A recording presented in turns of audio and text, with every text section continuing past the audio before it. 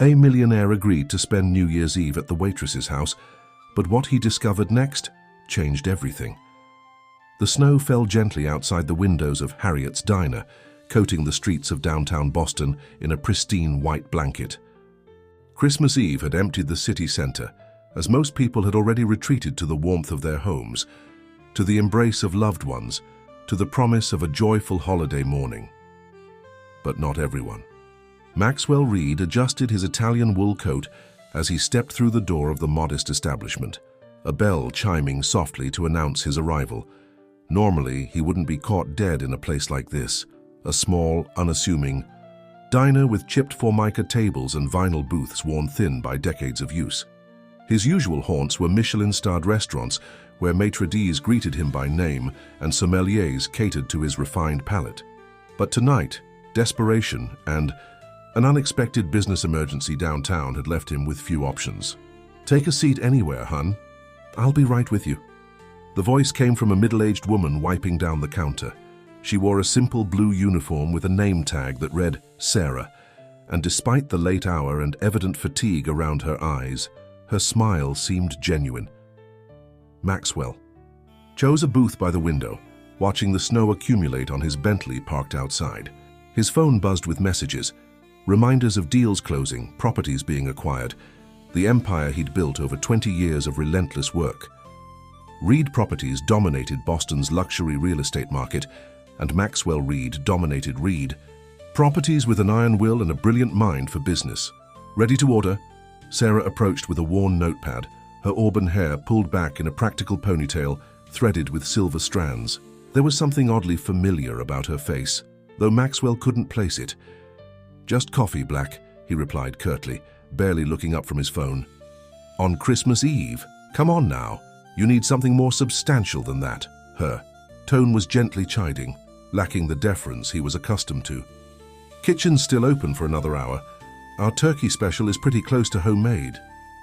Maxwell finally looked up, surprised by her persistence.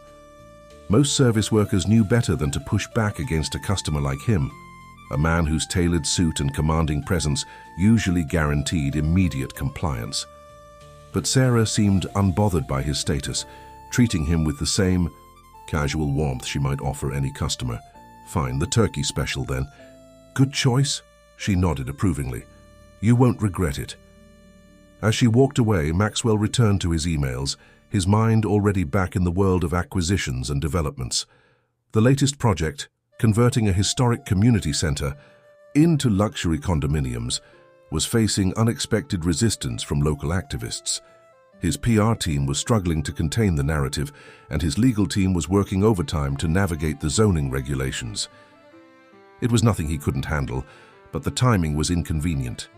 When Sarah returned with his food, the rich aroma of turkey, gravy, and fresh herbs momentarily distracted him from his digital dealings.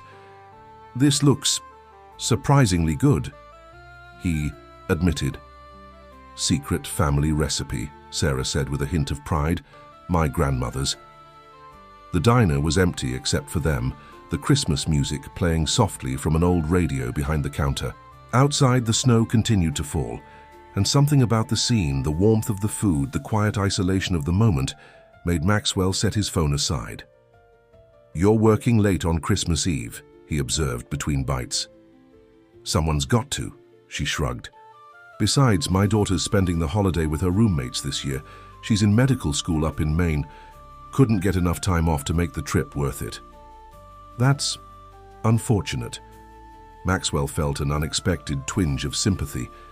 His own holiday plans involved reviewing quarterly reports in his penthouse overlooking the Charles River. Alone as usual. "It's all right. We'll video chat tomorrow. And I've got New Year's to look forward to, got a little celebration planned just for myself." "Sounds exciting," Maxwell said dryly. Sarah laughed, a genuine, warm sound. "Not really. Just a homemade meal, some champagne, and the ball drop on TV. Simple pleasures, you know? Sometimes those are the best kind." Maxwell didn't know, actually. His New Year's celebrations typically involved exclusive parties with Boston's elite, where networking never stopped, even during the countdown. But he nodded anyway. "What about you?" Sarah asked. "Big plans for the holidays?" "Work," he replied simply. "On Christmas? And New Year's too?" "The market doesn't stop for holidays, and neither do I." It was a line he'd used often, usually, met with impressed nods from colleagues or potential clients. Sarah just looked sad. That's no way to live, if you don't mind me saying so. She refilled his coffee cup without asking. Everyone needs something beyond work. "I have everything I need," Maxwell said stiffly, uncomfortable with her assessment. Sarah studied him for a moment. "Do you? You remind me of someone I knew a long time ago. Same serious expression, same determination. He was just a boy then, though." Something in her words made Maxwell look more closely at her face. There was that sense of familiarity again, like a faded photograph in his memory that he couldn't quite bring into focus. "Have we met before?" he asked. A strange expression crossed Sarah's face. Hesitation, perhaps, or something deeper. "Maybe in another life," she said lightly, then changed the subject. "More gravy?" As the evening progressed, their conversation continued in fits and starts. Sarah would attend to the few tasks remaining before closing, then drift back to Maxwell's table, with observations or questions that seemed too personal coming from a stranger, yet somehow didn't feel intrusive. He learned that she'd worked at Harriet's diner for nearly 15 years, that she'd once dreamed of becoming a nurse but life had taken her in a different direction, that she read voraciously, mostly mysteries and historical fiction, borrowing books from the public library 3 blocks away. In turn, he found himself sharing small details about his own life, his preference for chess over golf, his collection of vintage fountain pens, his ritual of watching old film noir movies on Sunday evenings. Nothing substantial, nothing vulnerable, but more than he typically revealed to anyone outside his inner circle. "Well, I should probably close up," Sarah said eventually, glancing at the clock that showed nearly midnight. Maxwell was surprised at how quickly the time had passed. He paid his bill, leaving a tip that was generous but not ostentatious. As he stood to leave, Sarah hesitated, then spoke with an impulsiveness that seemed to surprise even her. "Listen, this might sound strange, but if you don't have plans for New Year's Eve, you'd be welcome to join me." She quickly added, "Nothing fancy, just dinner at my place, no pressure at all." Maxwell stared at her, astonished by the invitation. "You're inviting a complete stranger to your home." Sarah smiled enigmatically. "Sometimes strangers are just friends we haven't recognized yet." Under normal circumstances, Maxwell would have politely declined and forgotten the encounter by morning. His life was precisely organized, with little room for spontaneous connections with diner waitresses from the wrong side of town. But something, perhaps the holiday season, perhaps the strange familiarity he felt toward her, perhaps the news he'd received just last week about his heart condition, made him pause. "What's your address?" he heard himself asking. Sarah's eyes widened slightly, as if she hadn't expected him to accept. She wrote her address and phone number on a napkin. 7 o'clock. Bring champagne if you want, but don't feel obligated to bring anything else. Maxwell took the napkin, feeling as though he'd just made a decision far more significant than it appeared on the surface. "I'll be there," he said, surprised by his own certainty. As he stepped out into the snowy night, Maxwell glanced back through the window. Sarah was watching him go, her expression unreadable. For a brief moment, he had the strangest sensation that he was looking at a piece of his own past, a connection to something he'd lost long ago. But the feeling faded as quickly as it had. "Come," and he dismissed it as holiday sentimentality as he walked to his car.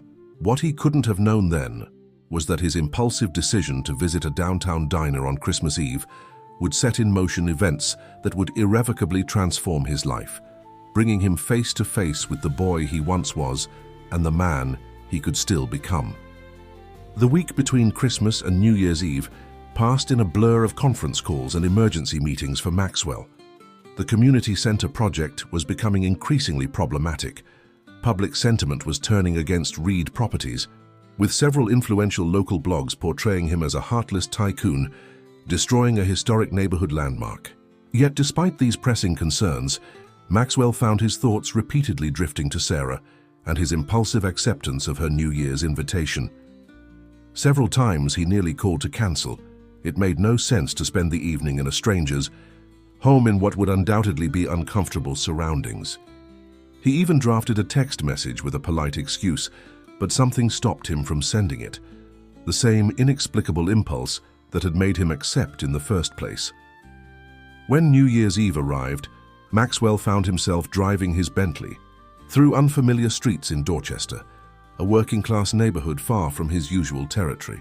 Sarah's address led him to a modest two-story house with peeling paint and a small, well-tended garden now dormant under winter's grasp.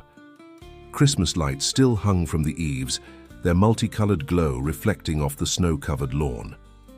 Maxwell sat in his car for several minutes, feeling profoundly out of place. His vehicle alone probably cost more than this entire property. He considered driving away, but the thought of Sarah waiting for him, perhaps having prepared dinner already, made him reach for the bottle of Dom Perignon on the passenger seat instead. As he approached the front door, Maxwell noticed the curious glances from neighbors shoveling snow nearby. His cashmere coat and the luxury vehicle parked at the curb made him an obvious outsider in this neighborhood of pickup trucks and practical winter jackets. Before he could knock, the door swung open, and Sarah stood there in a simple navy blue dress, far from the waitress uniform he'd seen her in, but still unpretentious. Her auburn hair fell in soft waves around her shoulders, making her look younger somehow. "You actually came," she said, genuine surprise in her voice. "I said I would." Maxwell handed her the champagne, suddenly feeling that the expensive bottle was an ostentatious choice. Sarah's eyes widened at the label. "This is very generous. Please come in out of the cold." The interior of Sarah's home was modest but inviting, a small living room with well-worn furniture, bookshelves overflowing with paperbacks, and family photos covering most available wall space. A small Christmas tree stood in the corner, decorated with an eclectic mix of ornaments that spoke of years of collection rather than a cohesive design scheme. The house smelled of roasting chicken and fresh bread, homey scents that seemed to belong to a different world than Maxwell's sterile penthouse. "Make yourself comfortable," Sarah said, gesturing to the couch as she took his coat. "Dinner's almost ready." Maxwell nodded, feeling strangely awkward. In boardrooms and at galas, he commanded attention effortlessly, but here, in this humble home, he felt out of his element. He gravitated toward the bookshelves first, noting Sarah's literary tastes, mysteries by Agatha Christie and Louise Penny, historical fiction, and surprisingly, several volumes on nursing and medical care. "You mentioned you wanted to be a nurse," he called out, hearing Sarah moving around in what he presumed was the kitchen. "Years ago," she replied. "I still read up on it sometimes. Never completely let go of that dream, I suppose." Maxwell moved from the bookshelf to examine the photographs. Most showed Sarah with a young woman he assumed was her daughter, capturing her growth from a gap-toothed child to a poised young adult in graduation cap and gown. There were no pictures of a husband or partner that he could see. His gaze was drawn to an older photograph on a small side table, its frame tarnished with age, the image slightly faded. It showed two children standing in front of a brick building holding hands, a girl of about 7 with auburn hair and a slightly older boy with serious eyes. Something about the boy's posture, shoulders squared, chin lifted defiantly, struck Maxwell as familiar. Behind him he heard a sharp intake of breath. He turned to find Sarah standing in the doorway, her expression a complex mixture of emotions. "You found it," she said quietly. "Found what?" Maxwell asked, confused. Sarah approached slowly, as if moving through a dream. "Take a closer look at that photo, Maxwell. Look at the building behind the children." Maxwell turned back to the photograph, studying it more carefully.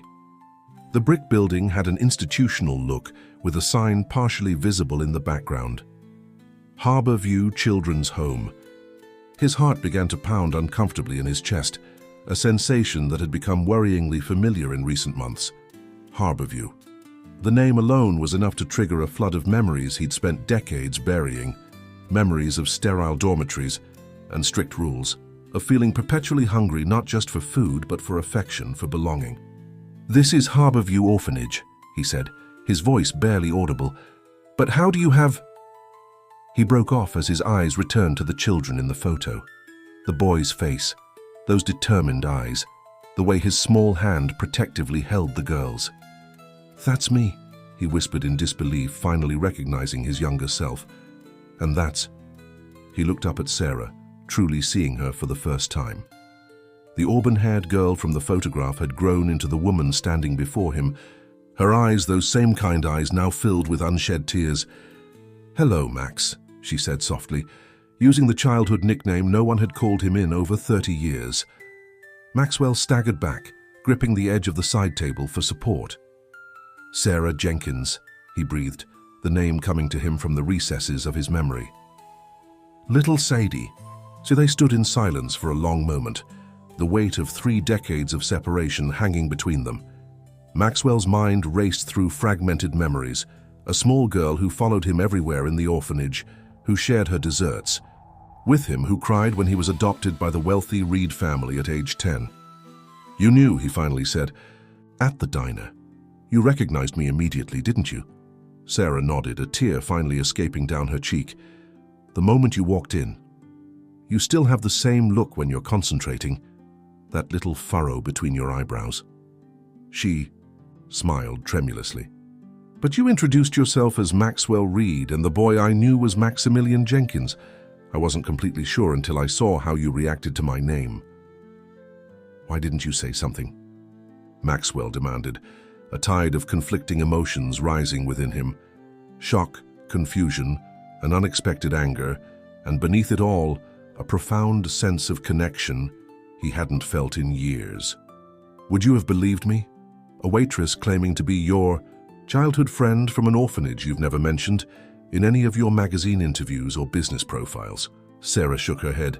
"I needed you to come here to see the photo yourself, and honestly, I wasn't sure you'd want to remember that time." Maxwell ran a hand through his carefully styled hair, disheveling it in a way his business associates would never witness.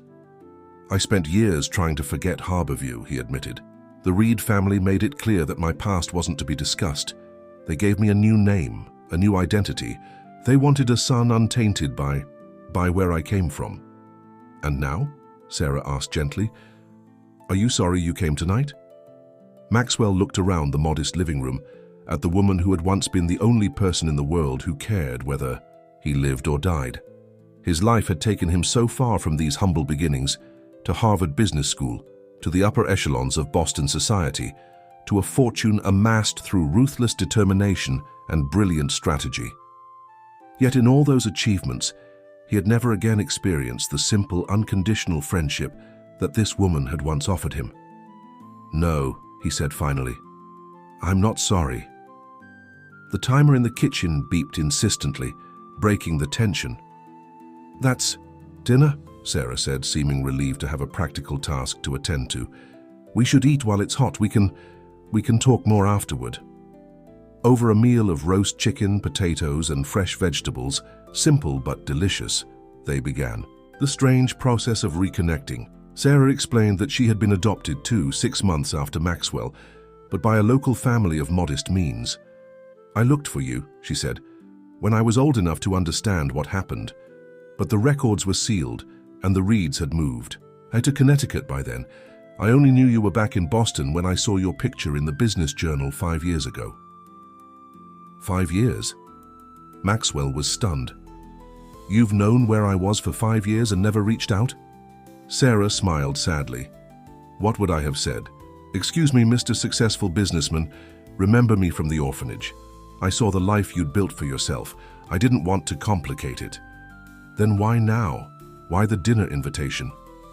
Sarah hesitated, twisting her napkin in her hands. "Because life is short, Max. Too short for missed connections." She paused, studying his face. "And because when you walked into the diner, something told me you needed a friend, a real one, as much as I've needed one all these years." Maxwell felt an uncomfortable tightness in his chest that had nothing to do with his heart condition. He'd spent decades constructing an identity based on strength and self-sufficiency, ruthlessly eliminating anything that might be perceived as weakness. Yet in one evening, this woman, this ghost from his past, had seen through it all. "There's something else," Sarah said suddenly, rising from the table and walking to a desk in the corner. She returned with a thin folder. "I kept these all these years. I thought, if I ever found you again, you might want them." Maxwell opened the folder with hands that weren't quite steady.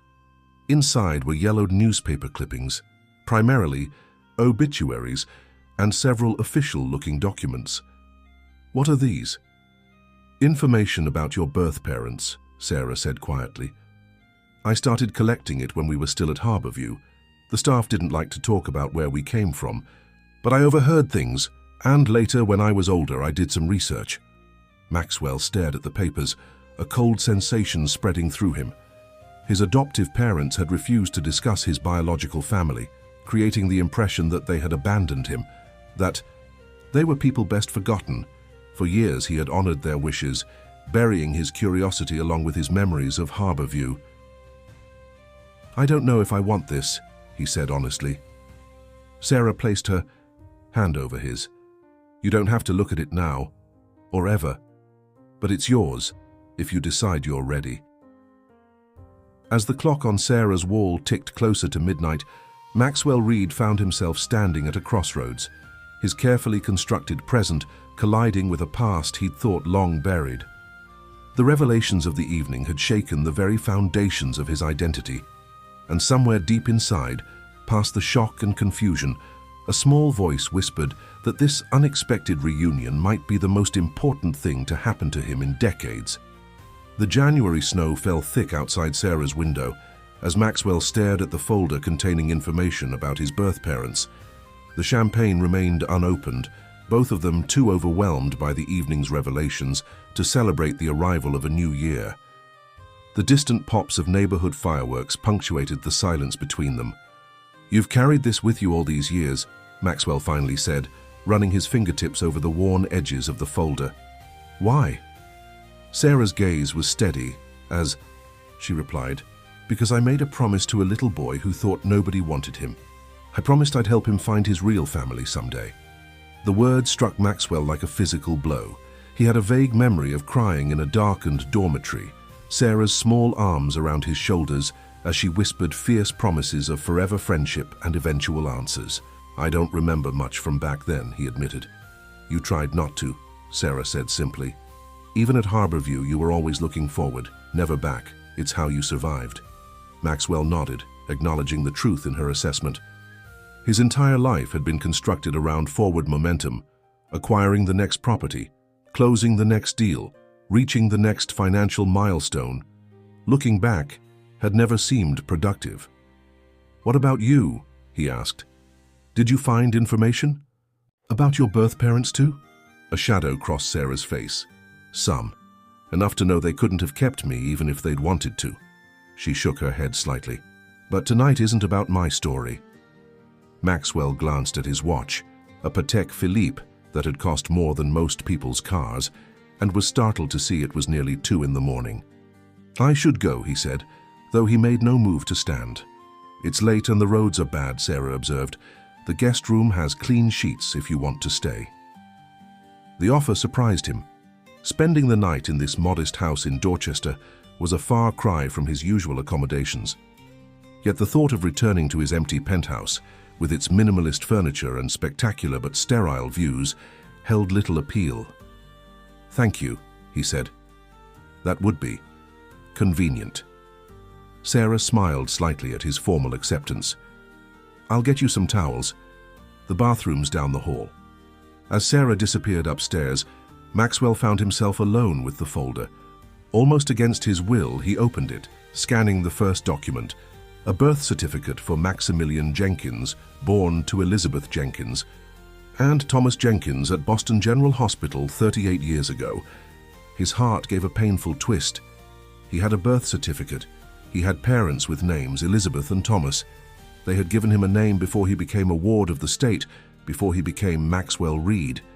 This simple fact felt monumental, reshaping his understanding of his earliest years. The next item was a newspaper clipping, a brief obituary. Elizabeth Jenkins, 26, passed away due to complications following childbirth. She is survived by her husband Thomas Jenkins and newborn son Maximilian. The date matched his birth date. Maxwell's throat tightened. His mother hadn't abandoned him. She had passed during his birth. This revelation alone demolished decades of assumptions he'd made about his origins. He continued through the documents with growing disbelief. There was a police report dated 2 years after his birth, detailing an accident involving Thomas Jenkins, an industrial incident at the harbor that had left him with severe injuries. Hospital records indicated multiple surgeries, followed by extended rehabilitation, during which time Maximilian Jenkins had been temporarily placed in foster care. The final document was the most devastating, another obituary for Thomas Jenkins, who had passed 5 years after the accident, never having fully recovered. By then, young Maximilian had become a permanent resident at Harborview, his temporary placement extending indefinitely as his father fought a losing battle with his injuries. "They didn't abandon you," came Sarah's quiet voice from the doorway. She stood holding a stack of towels, watching him with compassionate eyes. "Neither of them chose to leave you." Maxwell looked up, his vision blurred with unexpected moisture. "Why didn't anyone tell me? The Reeds, the orphanage staff, they all let me believe I was unwanted." Sarah set down the towels and joined him on the couch. The Reeds probably didn't know the full story. Adoption records were often sanitized back then, especially for wealthy families who wanted a clean slate child. As for Harborview, she sighed. "Well, Mrs. Winters wasn't exactly compassionate. Remember how she used to tell us we should be grateful anyone would take us in at all?" Maxwell did remember, the stern-faced matron whose favorite phrase had been, "Children should be seen and not heard," especially when prospective adoptive parents visited. "There's more to it, though," Sarah continued hesitantly. "The accident. Your father was involved in... It happened at a construction site owned by Richmond Development." Maxwell frowned. "Richmond? As in Richmond Properties?" The name belonged to one of Boston's oldest real estate developers, a company that Reed Properties had acquired in a hostile takeover just 5 years earlier. Sarah nodded. "The very same. There was a settlement, but it was minimal, barely covered. The medical bills. Thomas Jenkins tried to sue for more, claiming negligence, but Richmond had powerful lawyers. The case was dismissed." Maxwell felt as if the floor were tilting beneath him. The company he had ruthlessly acquired, whose assets he had liquidated, and whose employees he had largely dismissed, was the same company responsible for his father's accident, for the chain of events that had ultimately placed him in Harborview. "How long have you known this connection?" he asked, his voice hoarse. "I only made the connection after your acquisition of Richmond made the news," Sarah admitted. "That's actually when I started thinking about reaching out to you, but I wasn't sure how to tell you something like this." Maxwell stood abruptly, pacing the small living room with agitated steps. "All these years I've been becoming the very thing that destroyed my family." "You couldn't have known, Max." "Couldn't I?" he challenged. "I've made a fortune, buying out struggling companies, cutting corners wherever possible to maximize profit. I've closed factories, eliminated pensions, demolished historic buildings, all without a second thought about the lives affected." He ran a hand through his hair. "How many Thomas Jenkinses have I created along the way?" Sarah remained silent, allowing him space to process this painful revelation. Finally, she spoke. "The past can't be changed, Max, but the future isn't written yet." Before Maxwell could respond, a sharp pain lanced through his chest, familiar but more intense than usual. He grimaced, pressing his hand against his sternum. "Max?" Sarah stood quickly, concern evident in her voice. "What's wrong?" He waved her off, taking slow, measured breaths as his cardiologist had instructed. "It's nothing, just a little chest pain. Happens sometimes." But Sarah's expression had changed, professional assessment replacing friendly concern. "How long have you been having chest pain? What does it feel like? Pressure, squeezing, burning?" Maxwell was taken aback by her sudden shift in demeanor. "It's just stress," he insisted. "My doctor says it's nothing to worry about." "That's not an answer," Sarah persisted. "Does the pain radiate to your jaw or arm? Is it accompanied by shortness of breath? How do you know these questions? Maxwell asked, surprised. 15 years of reading nursing textbooks, she replied tersely. Now answer me, please.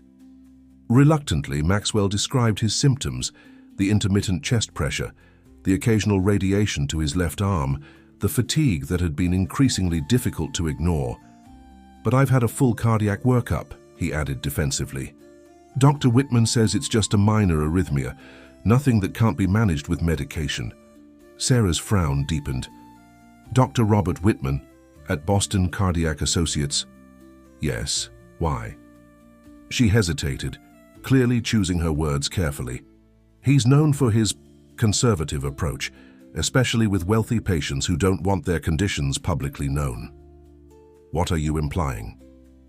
I'm not implying anything, Sarah said firmly. I'm stating that maybe you should get a second opinion. Chest pain is never nothing, Max, especially given your family history.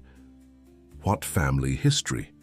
Maxwell asked automatically, then stopped short as the meaning of her words sank in. My father? Sarah nodded. Thomas Jenkins had a congenital heart condition.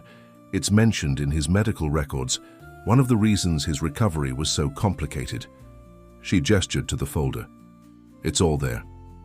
Maxwell sank back onto the couch, the weight of the evening's revelations bearing down on him.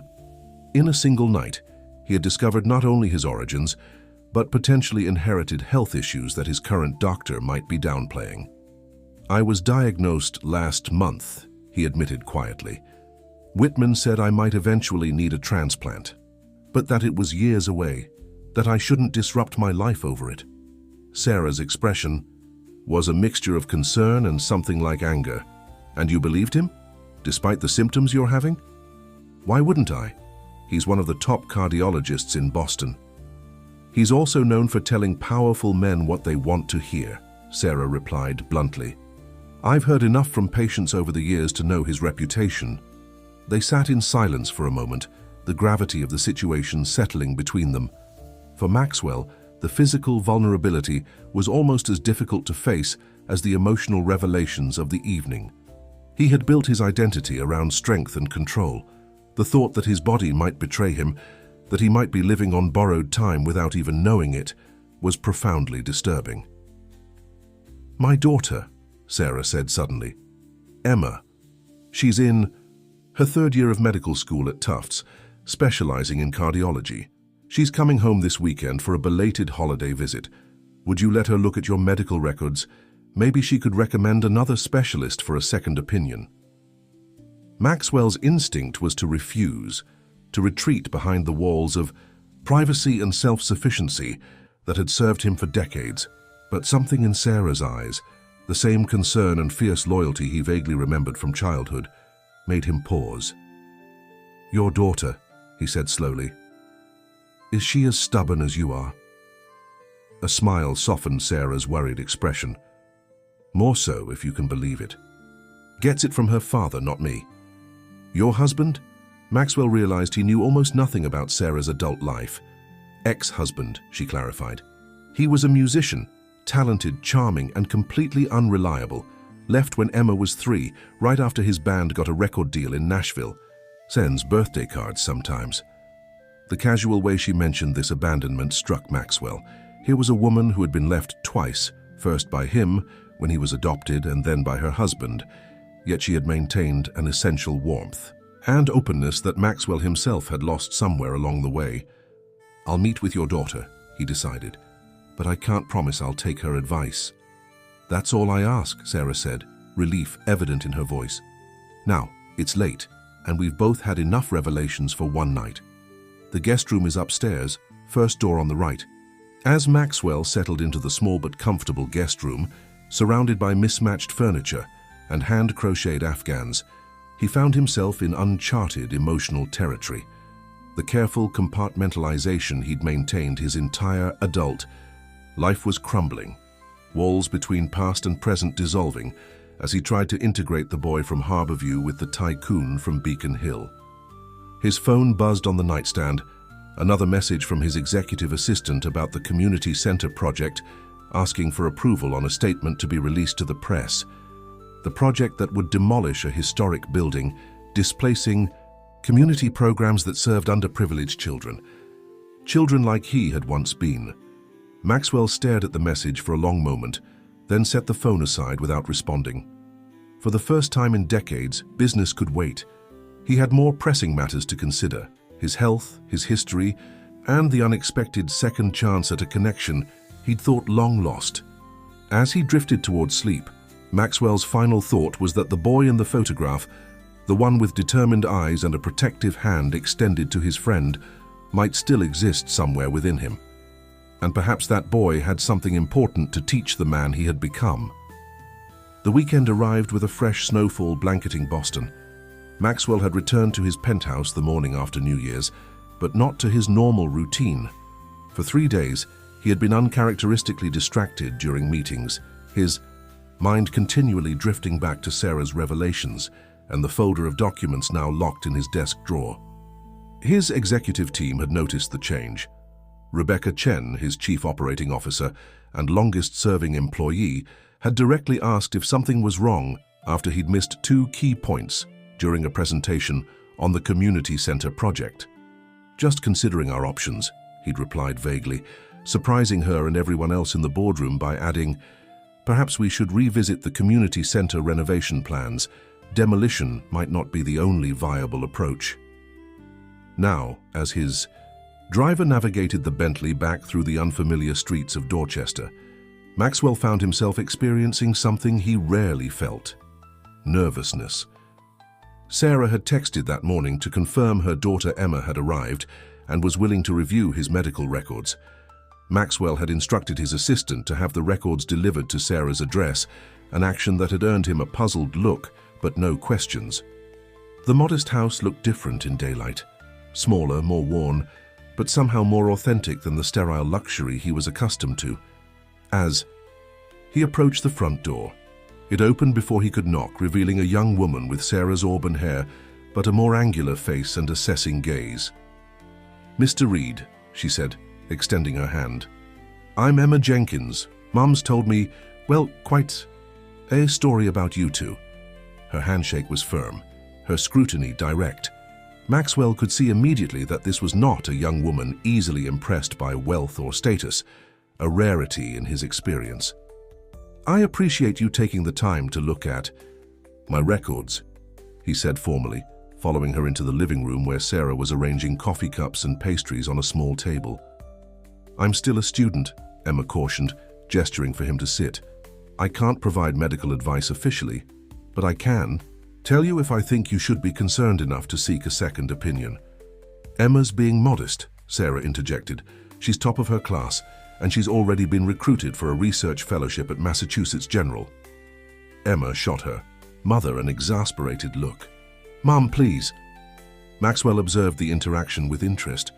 Despite her professional demeanor, Emma clearly had a comfortable, loving relationship with her mother, something so foreign to his experience with his adoptive parents that it was almost anthropological in its fascination. The medical file sat on the coffee table between them, its official hospital logo stark against the manila folder. For a moment, no one moved to open it. "I should warn you," Maxwell said. "Dr. Whitman was quite thorough in his assessment. I doubt there's anything in there that—" "Let's just take a look," Emma interrupted gently, reaching for the folder. For the next 20 minutes, the young woman methodically reviewed the records, occasionally asking Maxwell clarifying questions about his symptoms or making notes on a small pad. Her expression remained neutral, but Maxwell, skilled at reading people across negotiating tables, detected growing concern in the tightening around her eyes.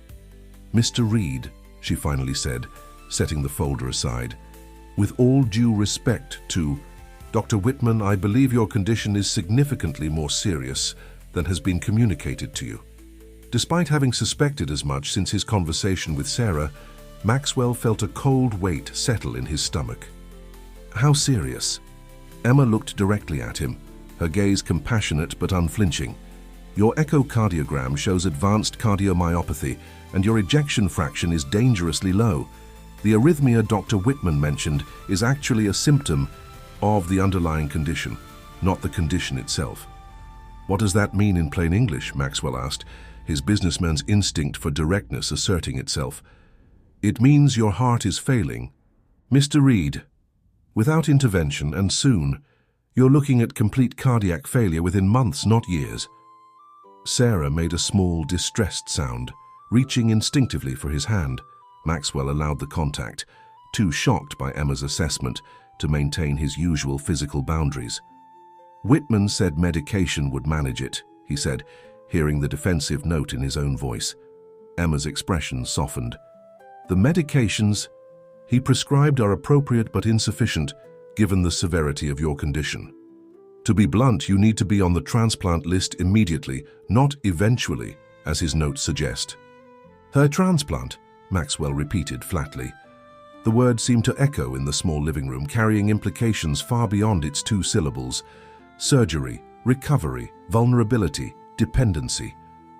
There are other options we can discuss, Emma continued, her tone shifting to a more clinical register. The LVAD, left ventricular assist device, can be a bridge to transplant or even a destination therapy for some patients. But first, you need a cardiologist who will be straight with you about the urgency of your situation. Maxwell stood abruptly, moving to the window to stare out at the snow-covered street. His mind raced, calculating implications, contingencies, necessary adjustments to his affairs. The businessman in him was already planning, adapting to this new information, but beneath that practiced response, a deeper fear pulsed, not just of physical decline, but of fundamental change to his identity. I can recommend several specialists, Emma offered from behind him. Dr. Leah Patel at Mass General is the best in New England for cases like yours. I could call her office on Monday if you'd like. Maxwell turned back to face the 2 women, both watching him with concern. Something about their expressions, the genuine care without agenda, cut through his habitual defenses. Why are you helping me? He asked suddenly. Both of you. After 30 years, Sarah, you owe me nothing. And Emma, you don't even know me. Emma glanced at her mother before answering. Mom told me about your shared history, about Harborview. Growing up, I heard stories about her childhood friend who protected her from bullies and shared his dessert when she was sad. She smiled slightly. Besides, I'm going to be a doctor. Helping people is what I do. Sarah's answer was simpler. Because some bonds don't break, no matter how much time passes. And because everyone deserves someone in their corner when facing something like this. Maxwell nodded slowly, accepting their responses. For 3 decades, he had operated in a world where every interaction had an underlying transaction, where relationships were evaluated based on strategic advantage and mutual benefit. This unconditional support was both foreign and oddly familiar, echoing back to his earliest memories of Sarah at Harborview. I'll meet with Dr. Patel, he decided, but I have conditions. Of course you do, Sarah said, a hint of amusement. Breaking through her concern, first, this stays between us. No one at Reed Properties can know, not yet. The company's stock would plummet if word got out about my condition. Emma nodded. Doctor-patient confidentiality would cover that anyway. Second, Maxwell continued, I want you involved, Emma. As a consultant or observer or whatever arrangement works. I trust your assessment more than I trusted Whitman's. Emma looked surprised but pleased. I'll need to check with Dr. Patel, but that should be possible. And third, Maxwell said, his gaze shifting to Sarah, I want to visit Harborview, or what's left of it. Before I make any medical decisions, I need to understand where I came from, all of it. Sarah's expression changed to one of concern. Max, Harborview closed 15 years ago. The building was converted into a community center, and now it's... She stopped abruptly, realization dawning. It's the community center your company is planning to demolish, isn't it? Maxwell nodded grimly. Apparently, I've come full circle without even knowing it. The irony was almost too perfect. The orphan returning as conqueror to demolish the very place that had shaped him, all while unaware of the connection. If Maxwell believed in fate, he might have seen a cosmic rebuke in the coincidence. The demolition is scheduled for March, he said. We've already started clearing out the programs that used it. The building is structurally unsound, according to our assessment. Sarah's expression had hardened slightly, the first sign of disapproval Maxwell had seen from her. That center serves children in need, Max. Children like we once were. The after-school programs, the mentoring initiatives, the free clinics, where will all that go? We've offered financial compensation to the displaced programs, Maxwell replied automatically, reciting the company line. Even to his own ears, it sounded hollow. Money doesn't replace community space, Sarah countered. Those kids need somewhere to go, somewhere safe and stable. An uncomfortable silence fell between them, the ghost of Harborview and all it represented hovering in the air. Maxwell felt pulled between two worlds, the driven businessman who saw unprofitable properties as liabilities to be eliminated, and the forgotten child who had once found security within those now condemned walls. We can visit tomorrow, Sarah finally said, breaking the tension. The center is closed on Sundays, but I still volunteer there occasionally. I have keys. Maxwell raised an eyebrow. You volunteer at the community center. How did I not see you during our site evaluations? I'm in the health clinic on Tuesday. Evenings and Saturday mornings, Sarah explained. Your team probably came during standard business hours. The revelation added another layer of connection, another thread binding their seemingly disparate lives. Maxwell found himself wondering what other intersections existed between them, unnoticed until now. Tomorrow then, he agreed, and afterward, I'll call Dr. Patel's office first thing Monday. As they finalized the arrangements, Maxwell's phone buzzed with an incoming call, the senior legal counsel at Reed Properties, whose calls he never ignored. He excused himself to the kitchen to answer. Maxwell, we have a situation, came Walter Diaz's distinctive voice. The Community Preservation Society just filed for an emergency injunction against the Harborview demolition. They're claiming historical significance and community necessity. We'll fight it, of course, but it could delay things by months. In the past, such news would have triggered immediate strategic planning, a marshalling of legal resources to overcome the obstacle. Instead, Maxwell found himself strangely relieved by the delay. Let them file, he said. In fact, hold off on our counter-response. I want to review the project personally before we proceed. Review it? Walter sounded confused. Max, we've been planning this development for over a year. The board is counting on the revenue projections from the luxury units. The board reports to me, Walter, not the other way around, Maxwell replied, coolly. Tell them I'm considering alternative approaches that might generate better community goodwill and potentially better long-term returns. After ending the call, Maxwell returned to the living room to find Sarah and Emma in quiet conversation, their heads bent together in a tableau of maternal intimacy. They looked up as he entered, expressions questioning. Just business, he said dismissively. Nothing that can't wait until Monday. For the first time in his career, Maxwell Reed meant those words sincerely. The empire he had built, the deals he had orchestrated, the wealth he had accumulated, all of it seemed suddenly less urgent than the matters before him now, his health, his history, and the tentative reconnection with the only person who had known him before he became Maxwell, Reed, real estate magnate. As he left Sarah's house that afternoon, Maxwell felt the distinct sensation of standing at a crossroads, the path he had followed for 30 years, a path of ambition, acquisition, and carefully maintained distance, stretched behind him, familiar, but suddenly less compelling. Ahead lay uncharted territory, vulnerability, connection, and the possibility of a different kind of legacy than the one he had envisioned for himself.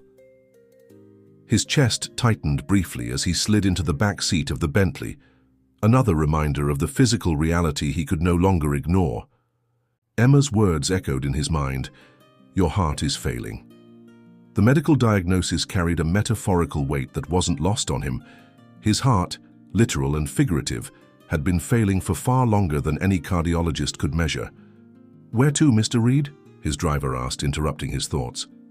Maxwell hesitated, then made a decision that surprised even himself. "The office," he said.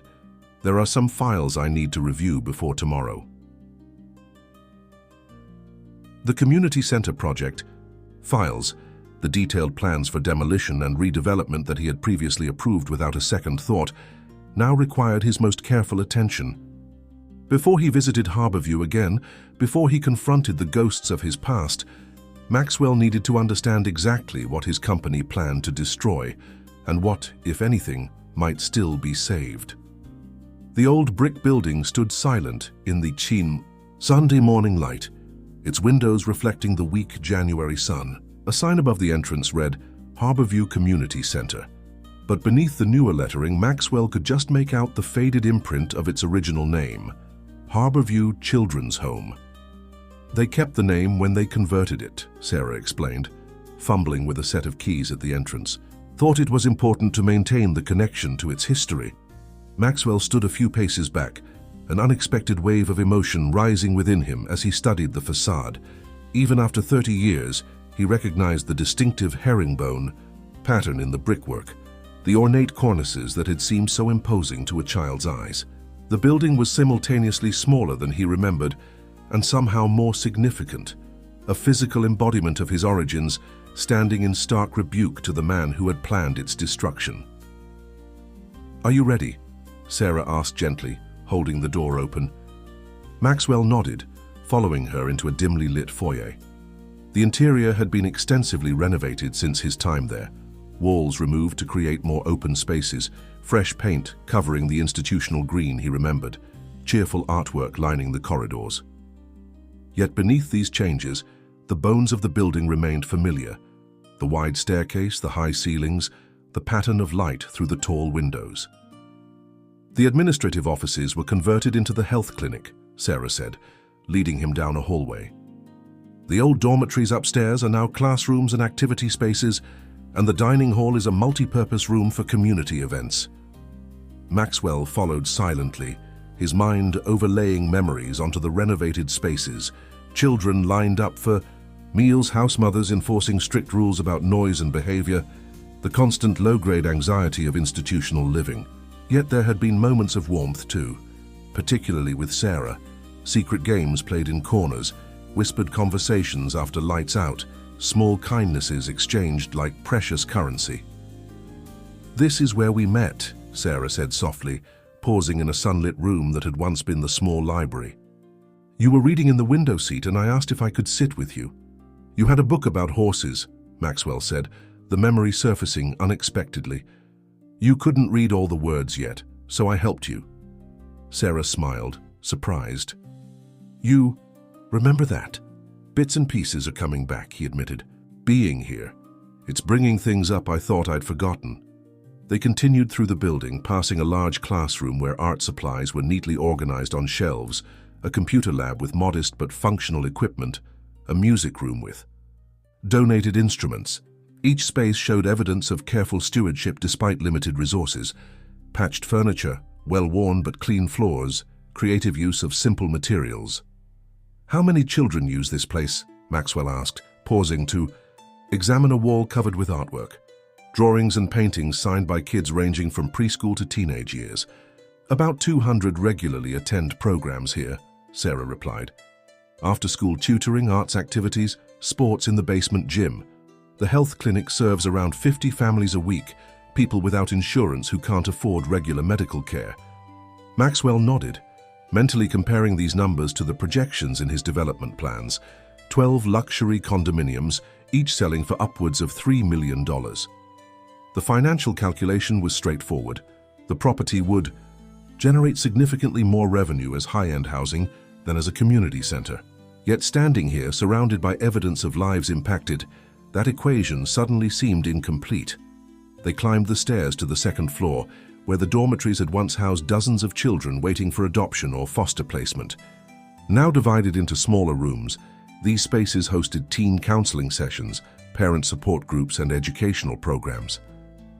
"This was our dormitory," Sarah said, entering a room now filled with folding tables and chairs. "Girls ages 6 to 10.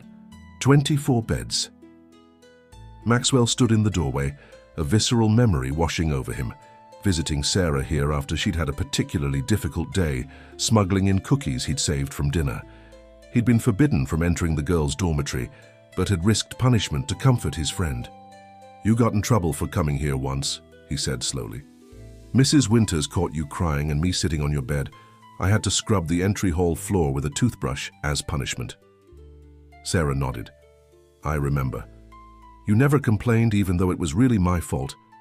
You'd had a failed adoption meeting, Maxwell continued, the memory becoming clearer. A family had seemed interested in you, but then they chose another girl instead. Charlotte Miller, Sarah said softly. She had blonde hair and blue eyes. More marketable, as Mrs. Winters so tactfully explained to me afterward. They fell silent, both contemplating how profoundly those early experiences had shaped them, Maxwell's protective instincts toward Sarah, her resilience in the face of repeated disappointments. In those formative years, they had been each other's only constant, a relationship severed abruptly by his adoption. At the end of the hall stood a door marked Storage, which Sarah unlocked with a smaller key. This used to be Mrs. Winters' office, she explained. Now it's where they keep records and supplies, but there's something here I think you should see. The small room was crowded with filing cabinets and shelving, boxes stacked in reasonably orderly fashion against one wall. Sarah moved to a cabinet in the corner, opening the bottom drawer and removing a thick, leather-bound book. When the orphanage closed, they were going to throw out all the old records, she said. I volunteered to help with the transition and managed to save some of the historical documents, including this. She placed the book on a small desk and opened it carefully. Inside was a ledger, pages yellowed with age, filled with neat handwriting documenting the children who had passed through Harborview's doors from its founding in 1920 through the mid-1980s. It's the admission record, Sarah explained. Every child who ever came to Harborview is recorded here, their arrival date, circumstances, and eventual placement. Maxwell leaned over the book, turning pages slowly until Sarah placed her hand gently on his, stopping at a specific entry. Here, she said softly. In careful script, the ledger recorded Jenkins Maximilian Thomas, age 3 years, 2 months. Admitted November 12, 1989. Circumstances: father deceased following prolonged illness. No known relatives. Status: permanent ward of the state. Below his entry, separated by several other names, was another. Jenkins Sarah Elizabeth, age 2 years, 7 months. Admitted December 3, 1989. Circumstances: mother deceased, father unknown, no known relatives. Status: permanent ward of the state. Maxwell stared at the 2 entries, an uncanny feeling settling over him. Our names, he said slowly. Jenkins. Both of us. Sarah nodded, her expression grave. I noticed it years ago when I first found this book, but I didn't think much of it. Jenkins is a common enough surname, but after our conversation on New Year's Eve, I came back to look more closely. She turned to another section of the ledger, where notes on departures were recorded. You were adopted May 15, 1996, by Margaret and William Reed. I was adopted November 30, 1996, by Elaine and Robert Carter. They changed my last name to Carter, but I took back Jenkins when I got married and kept it after the divorce.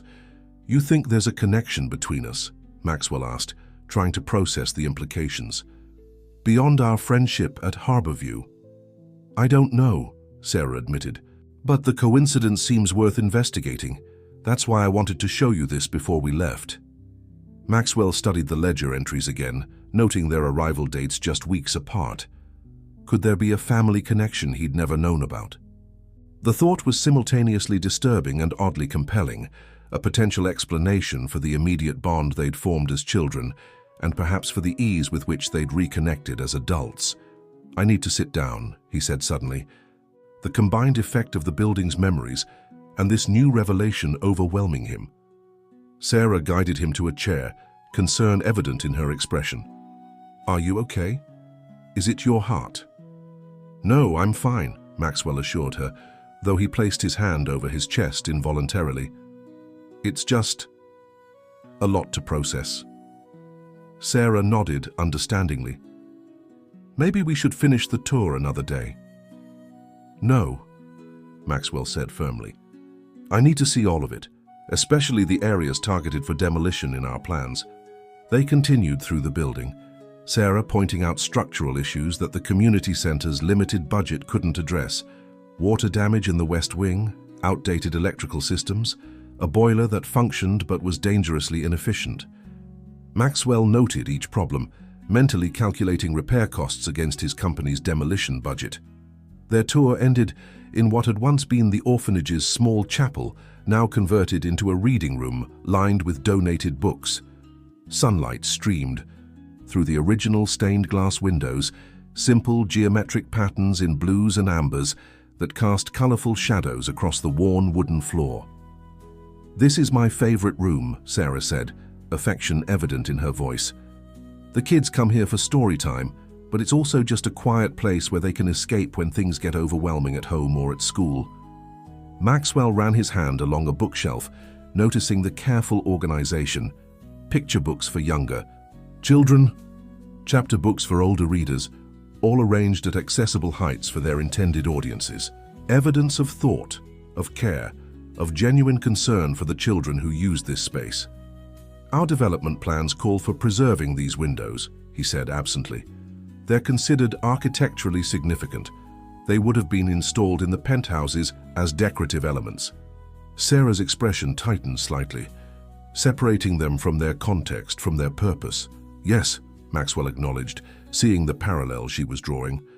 Like him, the windows would have been removed from their origins, repurposed, to add character and perceived value to luxury homes. The symbolism wasn't subtle. They stood in silence for a moment, the weight of the past and the uncertainty of the future hanging between them. Finally, Maxwell spoke, his decision forming even as he articulated it. "I'm going to stop the demolition." Sarah looked up sharply. "What?" "Reed Properties will withdraw the development proposal," Maxwell clarified. "This building needs to remain a community center." "But your board, your investors, will adjust," Maxwell finished for her. "I still control the majority of voting shares. It's ultimately my decision." Sarah studied his face, looking for signs of insincerity or manipulation. Finding none, she asked simply, "Why?" Maxwell considered the question carefully. Why indeed? Was it sentiment? Guilt? Some belated attempt at atonement for the boy he'd once been? Perhaps partially. But the businessman in him, the strategic thinker who had built an empire from nothing, saw something else as well.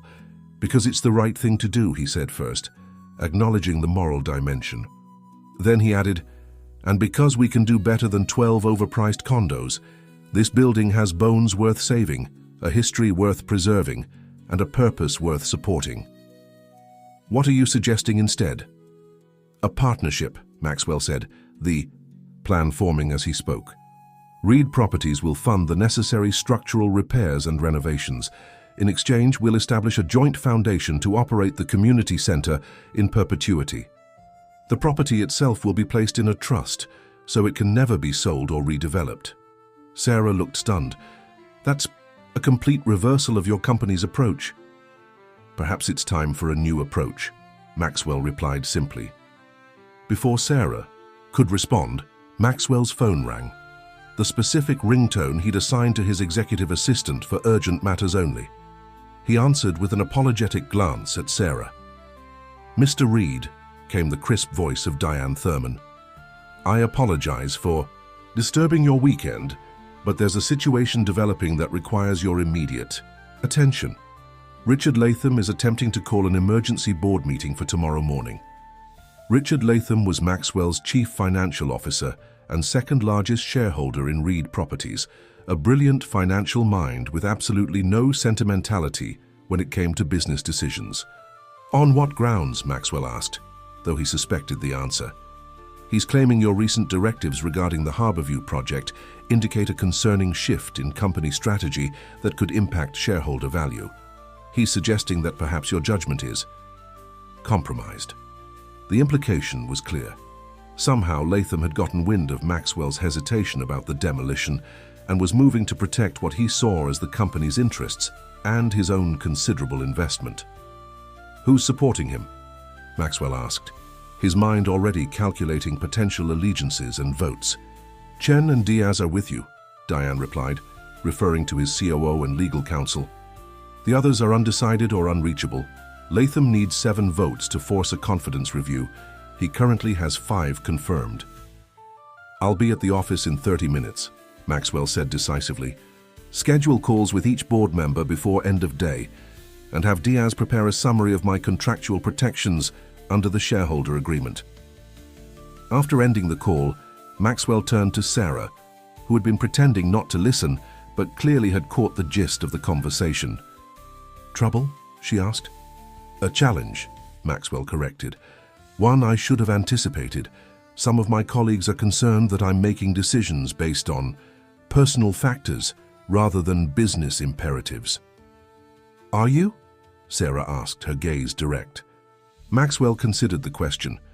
Perhaps, but I'm also seeing opportunities they're missing and risks they're ignoring. He gestured around the reading room. This place matters, Sarah, not just to us because of our history, but to the community it serves. Destroying it for short-term profit would be short-sighted. Will your board see it that way? They will when I show them the numbers, Maxwell said confidently.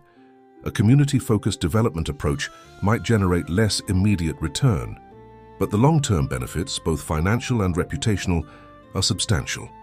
Sarah nodded, though she didn't look entirely convinced. And if they don't agree, then I'll remind them who built this company from nothing, Maxwell said, his tone hardening slightly. And that crossing me has never been a profitable strategy. As they prepared to leave the building, Maxwell took one last look around the reading room, at the sunlight streaming through the historic windows, at the carefully arranged books awaiting young readers.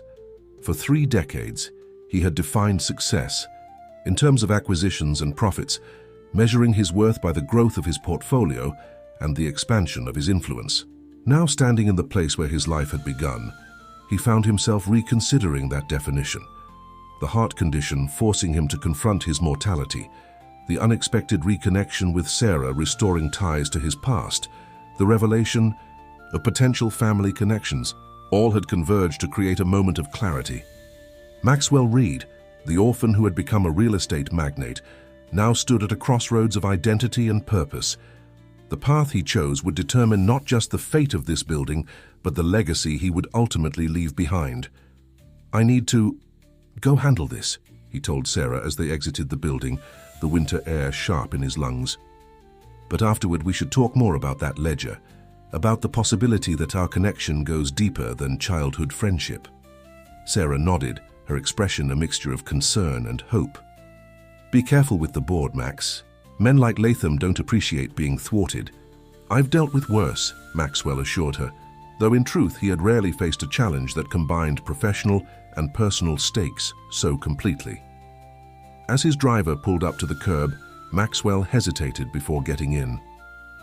Thank you, he said to Sarah, for persisting, for finding me again, for showing me all this.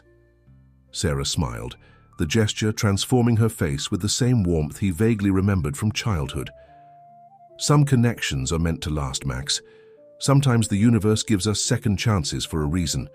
Maxwell nodded, allowing himself to briefly embrace that sentiment despite his usual pragmatism. As the car pulled away, he mentally prepared for the confrontation ahead, not just with his board, but with the man he had been and the one he might yet become. The Harborview Community Center, with its faded glory and essential purpose, would not fall to the wrecking ball, not while he had the power to save it. This, Maxwell decided, would be the first of many changes, the initial step in redirecting not just his company's trajectory, but his own.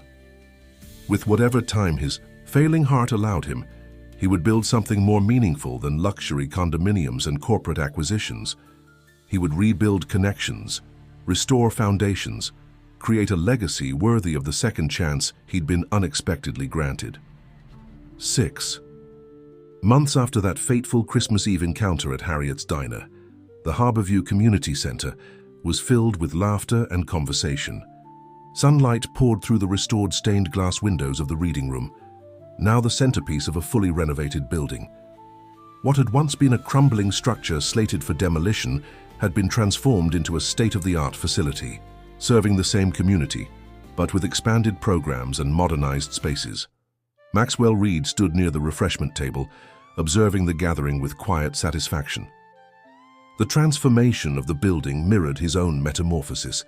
Both had been stripped back to their foundations and rebuilt with greater purpose. "Quite a turnout," said Rebecca Chen, appearing at his side with 2 glasses of sparkling water. She handed one to Maxwell with a knowing smile. "No champagne for you yet, I'm afraid. Doctor's orders." Maxwell accepted the glass, nodding his thanks. In the month since his confrontation with the board, Rebecca had become an invaluable ally, helping him reshape Reed Properties' approach while managing his reduced schedule during medical treatment. "Have the final numbers come in for the first quarter?" he asked, his business instincts never fully dormant despite his shifting priorities. "Up 12% over projections," Rebecca confirmed.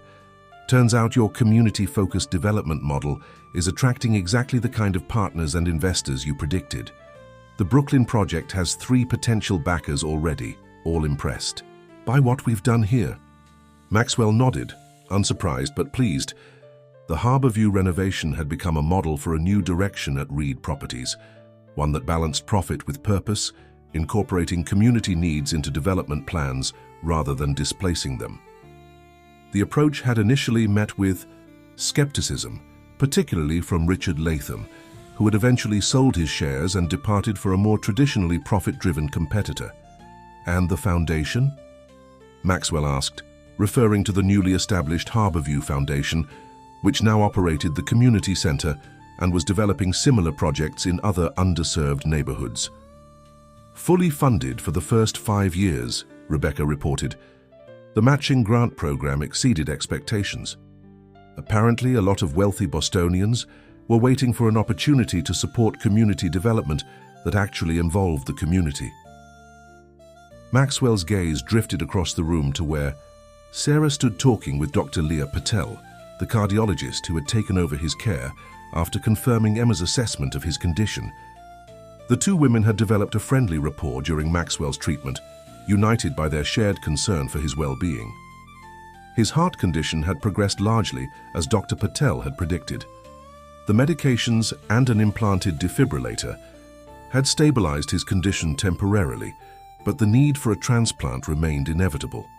Maxwell's name had been added to the national transplant list 3 months ago, his status classified as urgent but not immediately critical.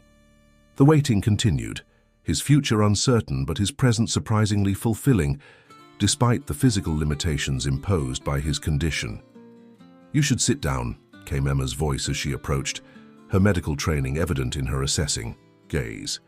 "You've been on your feet for almost an hour." "I'm fine," Maxwell insisted, though he allowed her to guide him to a nearby chair. In the months since their first meeting, Emma had become something between a medical advocate and a surrogate niece, her forthright manner and genuine concern breaking through his usual resistance to being managed. "The DNA results are ready," she said quietly, sitting beside him. "Mom wanted me to tell you they came in this morning." Maxwell's pulse quickened. After discovering their shared surname in the Harborview records, he and Sarah had decided to investigate the possibility of a biological connection. The DNA test had been Emma's suggestion, a simple way to confirm or rule out a genetic relationship. "And?" Maxwell asked, bracing himself for either outcome. Emma smiled, her expression warm but professional. "You're first cousins. Your fathers were brothers." The news settled over Maxwell like a blanket. Not entirely surprising given their findings in the Harborview records, yet profound in its implications. He and Sarah weren't just childhood friends who'd reconnected by chance, they were family. Blood relations, who had found each other against impossible odds. "First cousins," he repeated, looking across the room at Sarah, who was now watching him anxiously. Their eyes met, and he gave her a small nod, seeing relief flood her features. "That explains why they brought us to the same orphanage, even with different arrival dates." "There's more," Emma continued, her voice gentler. "The genetic testing also revealed something about your heart condition. It's definitely hereditary, the same anomaly that affected your father. But here's the good news. It's a specific type that responds well to the newest gene therapy protocols. Maxwell turned his full attention to Emma. Gene therapy. Dr. Patel hasn't mentioned that as an option. The clinical trials just published their 5-year results last week, Emma explained. Dr. Patel was waiting for confirmation that you were a suitable candidate before discussing it with you. The therapy won't cure the condition entirely, but it could significantly delay the need for a transplant, possibly for years. This news hit Maxwell with even greater force than the confirmation of his relation to Sarah. For months he had been reconciling himself to the likelihood of major surgery, to the uncertainties of transplant availability and recovery. The possibility of an alternative treatment path, one that might grant him more time, was unexpected but deeply welcome. Across the room, Sarah excused herself from her conversation with Dr. Patel and made her way toward them, her expression questioning. Maxwell stood to meet her, ignoring Emma's disapproving glance at his sudden movement. "So," Sarah said simply when she reached them, "cousins." "Cousins," Maxwell confirmed, a smile breaking through his usual reserve.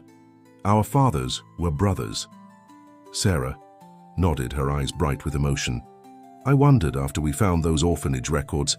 It seemed too coincidental, 2 Jenkins children arriving within weeks of each other." "Why do you think no one told us?" Maxwell asked. "The staff must have known we were related." "Different caseworkers, different paperwork channels," Sarah suggested. "Or maybe it was deliberate. Mrs. Winters wasn't exactly focused on keeping families together." Emma, who had been observing their interaction with professional interest, interjected. "The genetic markers show a clear paternal lineage connection. I can explain the details if you'd like, but the relationship is definitive." Maxwell shook his head slightly, not needing scientific confirmation of what now seemed so obvious. Looking at Sarah, really looking at her, he could see similarities he'd overlooked before. The shape of her eyes, the set of her jaw, subtle resemblances to the face he saw in the mirror each morning. "I should introduce you to everyone," he said suddenly, gesturing to the gathered crowd of community members, business associates and foundation supporters. "As my cousin, as family." Sarah's smile widened. "I'd like that." As they moved through the room together, Maxwell made the introductions with a pride that surprised even him. For decades, he had stood alone at such gatherings, maintaining careful distance from others, revealing little of himself beyond what served his business interests. Now he found himself willingly, even eagerly, acknowledging this newfound family connection. "This is my cousin, Sarah Jenkins," he told Rebecca Chen, watching with satisfaction as his usually unflappable COO failed to hide her surprise. So the reason I reconsidered the Harborview project and the new director of community outreach for the foundation."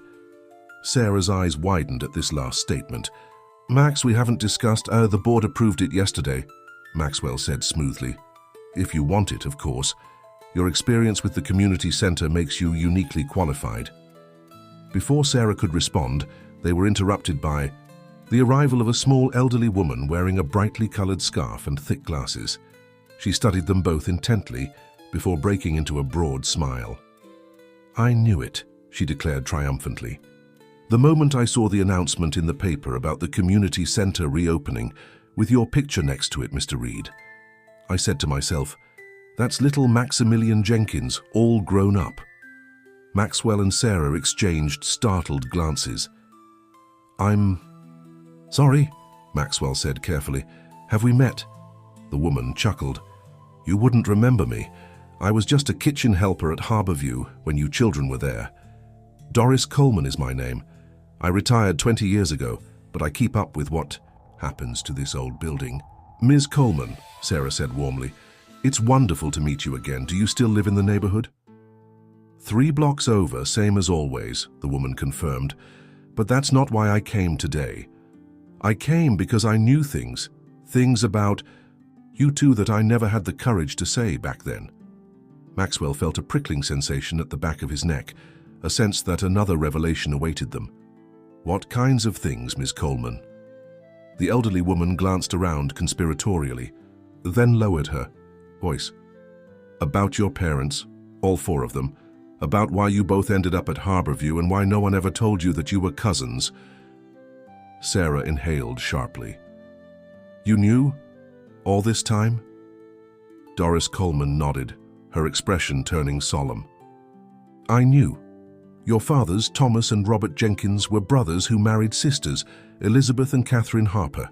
They lived in the same neighborhood, worked at the same shipyard. When Elizabeth died after Maximilian was born, Catherine helped Thomas care for the baby while raising little Sarah.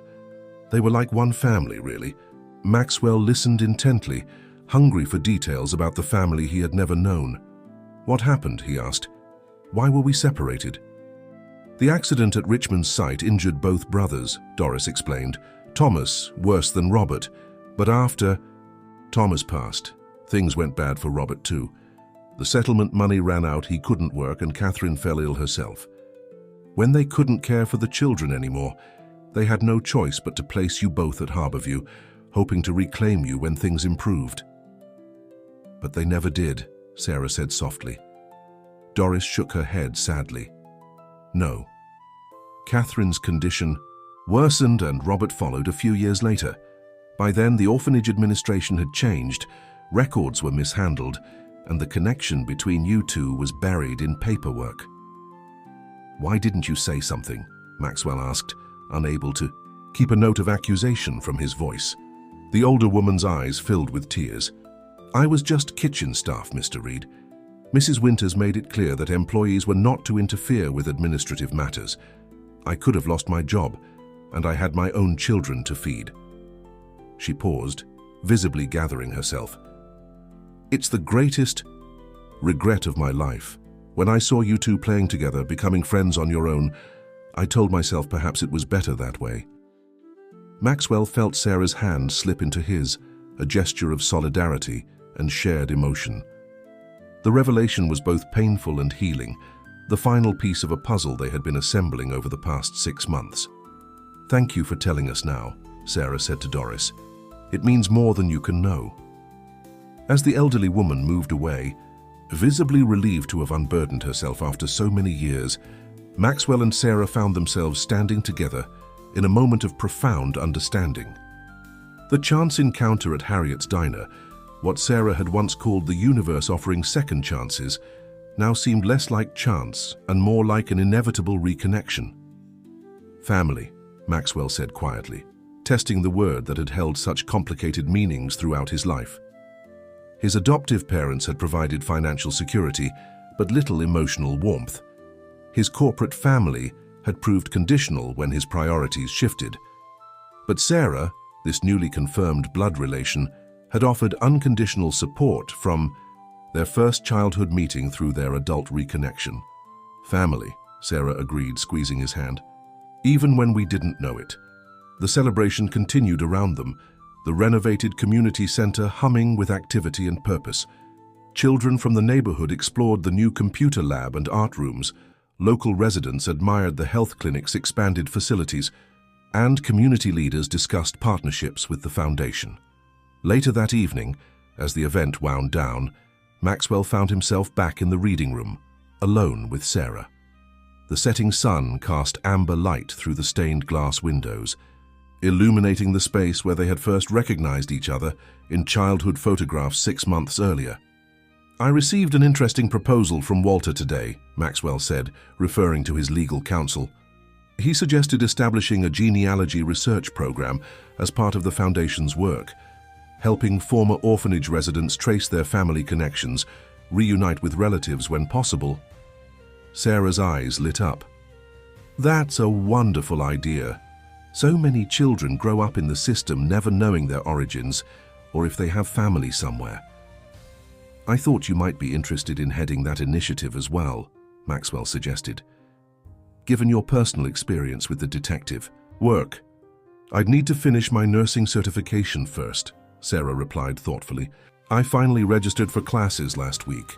Maxwell smiled, pleased by this news. About time, though I still think you should let me cover the tuition. And I still think I need to do this my way, Sarah countered, the familiar argument now more teasing than contentious. but I might take you up on the job offer once I'm qualified." Their conversation was interrupted by the arrival of Emma, who had changed from her formal attire into scrubs. "Just got called in for a shift," she explained. "But I wanted to say goodbye and remind you about your appointment tomorrow, Max. Dr. Patel wants to discuss the gene therapy protocol in detail." Maxwell nodded. "I'll be there." After Emma left, a comfortable silence fell between Maxwell and Sarah, both contemplating the extraordinary journey of the past 6 months. From strangers reconnecting over a chance holiday meal to cousins, discovering their shared history, from a businessman focused solely on profit to a community benefactor with a new sense of purpose. The transformations had been profound. "Do you ever wonder what would have happened if you hadn't come into the diner that night?" Sarah asked. Maxwell considered the question seriously. "I would have continued on my previous path, I suppose. The community center would be rubble by now, luxury condos rising in its place. My heart condition would have progressed without proper treatment, and we would never have known we were family." "Quite a Christmas miracle," Sarah observed with a smile. "I don't believe in miracles," Maxwell replied, his pragmatic nature still intact despite all the changes in his life. "But I do believe in second chances now, and in the idea that it's never too late to change course." As they prepared to leave the building that had been the setting for both their earliest bond and their adult reconnection, Maxwell paused at the doorway, looking back at the space that now embodied his redefined purpose. The prestigious Reed properties still flourished, but with a new direction that balanced profit with community benefit. His health remained precarious, but with promising treatment options and a support system he had never expected to find. Most significantly, the solitary existence that had defined his adult life had been replaced by genuine connections, with Sarah and Emma certainly, but also with the community members whose lives were improved by the center, with his employees, who had embraced the company's new vision, and even with himself. For the first time since childhood, Maxwell Reed felt fully integrated, his past acknowledged, his present meaningful, his future, however uncertain, faced with companions rather than alone. "Ready to go?" Sarah asked, holding the door. Maxwell nodded, stepping forward into the warm evening air. "Ready?" As they walked together towards Sarah's car, Maxwell having finally relented to doctor's orders about not driving, he reflected that his journey had indeed come full circle. The orphaned boy who had protected his friend at Harborview had grown into a man who had nearly destroyed that same building, only to ultimately preserve it, and in doing so, rediscover his own foundations. Whatever time his compromised heart allowed him, whether extended by gene therapy, eventually renewed through transplant, or simply lived fully within its limitations, Maxwell knew it would be spent building something more meaningful than towers of glass and steel. He would build bridges between past and present, between communities in need and resources that could help them, between the boy he had been and the man he had become, and he would do it with family by his side, the greatest discovery of all.